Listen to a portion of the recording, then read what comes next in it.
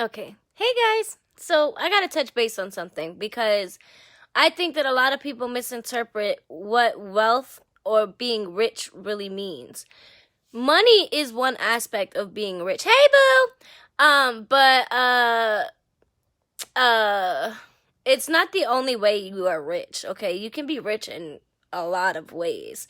Money is just one of the physical aspects that manifests when you process or work on becoming emotionally and intelligently rich, spiritually rich. When you work on having emotional depth and emotional intelligence. Good morning, everybody. When you work on having emotional intelligence and emotional depth and intellectual depth, spiritual depth, abundance, physical abundance, money is a byproduct of those things. You don't get money and then feel good. You feel good and then you get money. It's not the reverse way. A lot of people think that the process of manifesting money is about, yes, good. See? That a lot of people think that the process of manifesting money comes from like, oh, when I get the money, then I'll feel better about having money, or like, and then I can get more money. No. You got to feel better right now about where you are and know that you can make money and that money has endless ways to come to you and that there's no stopping. Like money, you can find money on the ground. You can win. Somebody can give you a lottery ticket. You could go buy a lottery ticket. Somebody could die and you can inherit money, which that's not a good one, but it's something that can happen.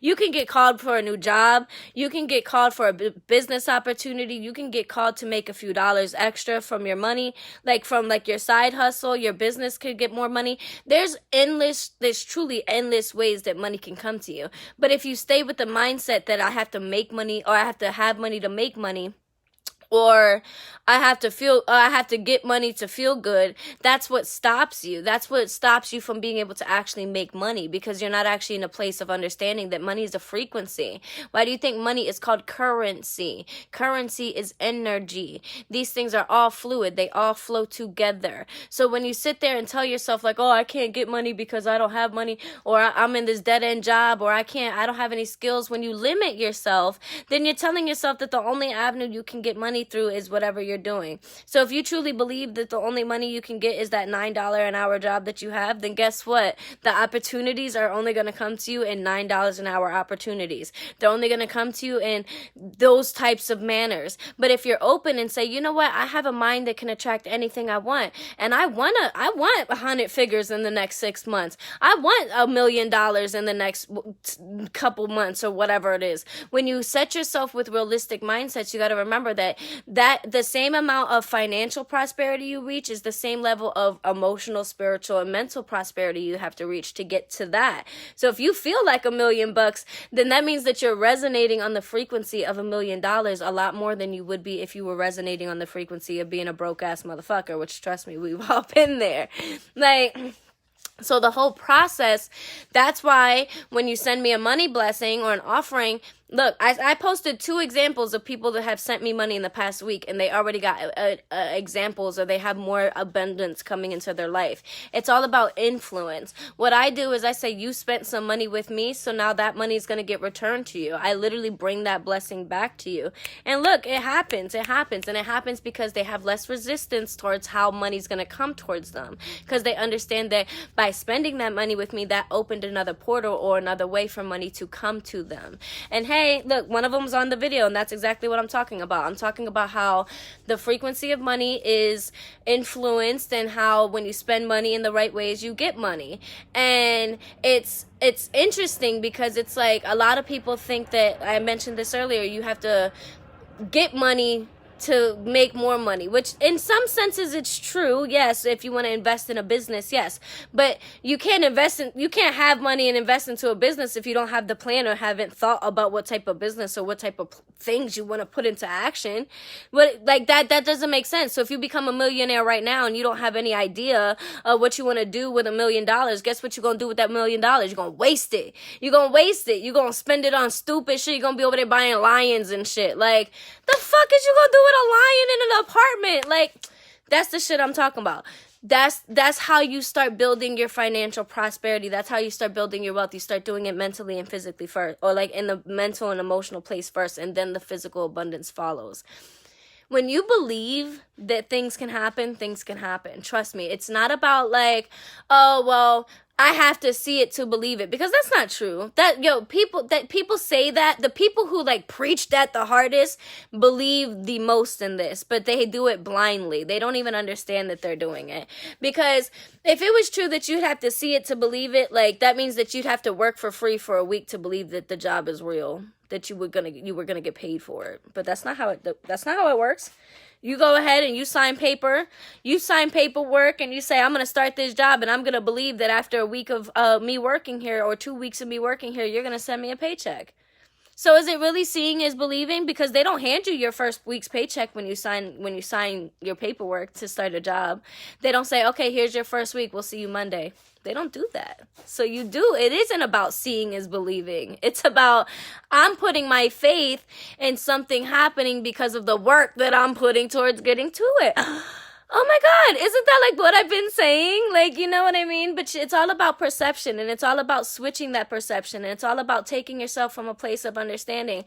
That's why you can't hate on anybody's hustle. I see people all the time, men hating on OnlyFans girls. I see people hating it all the time. I see girls hating on other girls for their hustle. I see people who don't understand what people are doing, talking. If you don't understand that person's mind, and you don't understand that they're like processing information, and that they're doing something for them, their own, however their mind works, that's on you. Like, that's not for you to judge. That means that you need to enable that part in yourself. You need to say, well, damn, like, that's kind of haterish, and I need to like stop being like that, and I need to start making my own ideas. I need to start coming up with my own ways to make money. And everybody has a way to make money, some way, somehow. And even if you don't have the resources to make money, partner up with someone who does. Give your ideas to people who can make money, and make something. You are intellectual property. You can truly trademark your intellectual property. It's something that's real. It's something that I'm in the process of doing. So it's like, while you're doing that, like that intellectual property is what makes you into an entity that makes you valuable, that makes you something that is a commodity that can be bought, sold, traded, and that's how you become successful in many ways. But that all of that starts from, yes, you gotta build with your peoples. Your team isn't just your team just so you can smoke and drink and shit. And if that's all you can do with these people, they not your fucking team. Your team's supposed to be uplifting you. Your team's supposed to be taking you places. If you and your team doing the same thing right now that y'all was doing 2 years ago, 4 years ago, any amount of time, y'all fucking up. Because at the end of the day, you and your friends are supposed to be elevating. Y'all supposed to be doing new shit. If you sitting and watching fucking seasons of shows together, like if a motherfucker really tell me that they've watched like all whatever seasons of Keeping Up with the Kardashians with their friends, that's some loser ass shit. I'm sorry, because at the end of the day, if you got all that time to watch TV, you got time to plan your future. And then if you're going to be complaining about being broke or not having shit, I'd rather complain that I'm broke and not have shit because I am working on my future than to sit there and say that I'm wasting my fucking money and like doing stupid shit. Like, oh, yo, that shit. TV is the biggest waste of your time. I know everybody enjoys TV. It's like mindless. It's like entertainment, but it's bullshit, okay? Even just the frequency of TV, it takes away your mind power. Bam. Don't complain about something you're not trying to fix. It's true. Like, if you really want change in your life, you have to go for it. You have to create it. People are talking about how the politicians are and government and how they don't like what's happening around them, and they don't like everybody's a conspiracy theorist.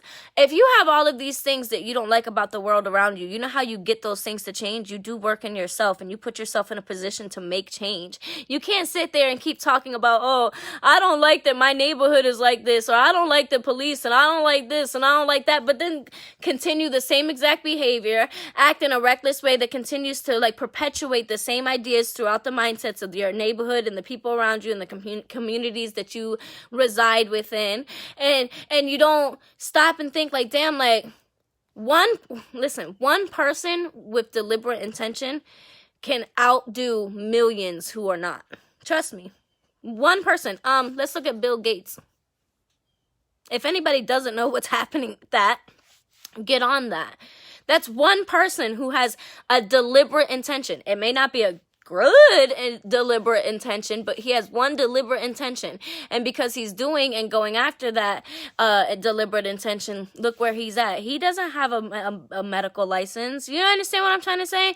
That's the type of shit that I'm talking about. One person with deliberate intention can go far. So if that one person who makes change in themselves and they feel like they're at the bottom of the barrel, they can start climbing up that barrel, because that barrel is not a barrel. It's like a cave almost, like you're climbing up the cave into your enlightenment, which is your own light, your own source. There's nothing evil about that. Like, that's so misinterpreted, but we'll get into that later on.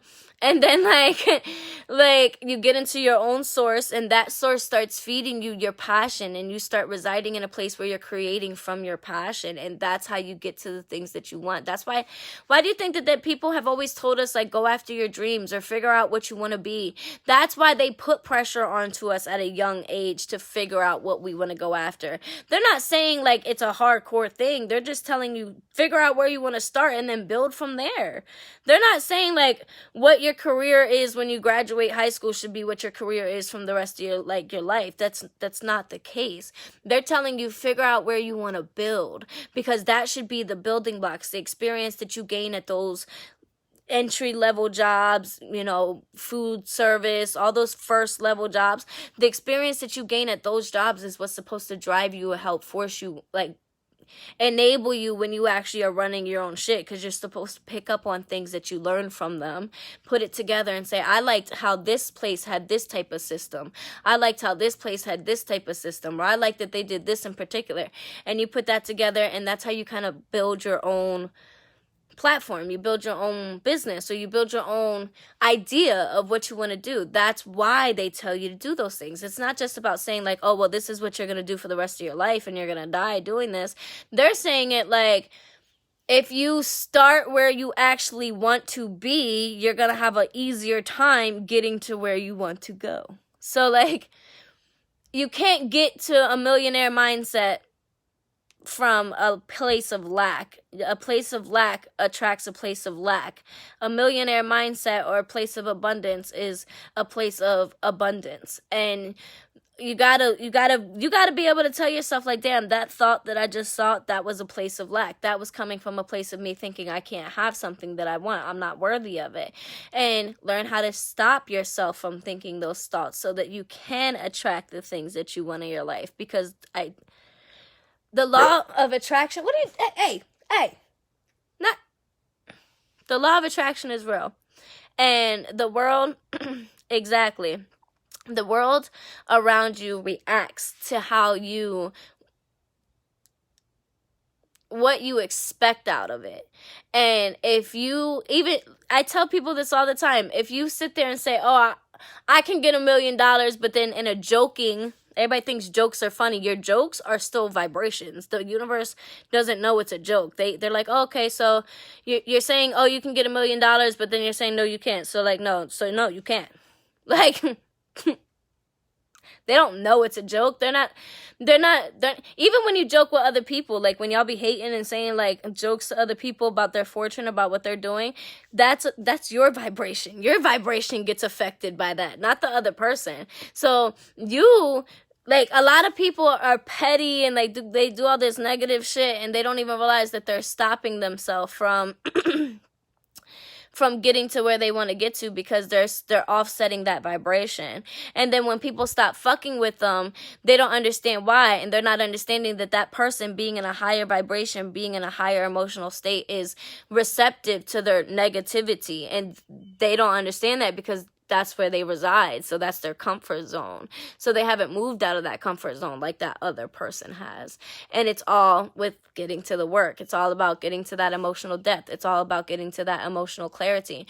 Because especially with my post, when I talk about it ain't cheap, or like like I'm expensive and shit. I'm not just talking about finances, but fuck yeah, I'm talking about finances. And you know why you get to a place of not being cheap financially? Because you got to be full and you got to be rich in the other areas or in your life. And that's where I'm coming from. But most people don't understand that because they think that money comes from just money, physical chicken, physical dollars.